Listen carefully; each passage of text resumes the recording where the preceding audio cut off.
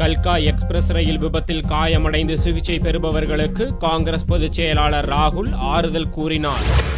ஹவுராவிலிருந்து டில்லி வழியாக ஹரியானா மாநிலம் ஹல்கா என்ற பகுதிக்கு புறப்பட்ட ஹல்கா எக்ஸ்பிரஸ் ரயில் உத்தரப்பிரதேச மாநிலம் பதேபூர் மாவட்டத்தில் சென்றபோது தடம் புரண்டது. இந்த விபத்தில் 68 பேர் பலியாகினர். 200க்கும் அதிகமானவர்கள் படுகாயமடைந்தனர். காயமடைந்தவர்களில் பெரும்பாலானவர்கள் கான்பூரில் உள்ள ஹாலெட் மருத்துவமனையில் சேர்க்கப்பட்டனர்.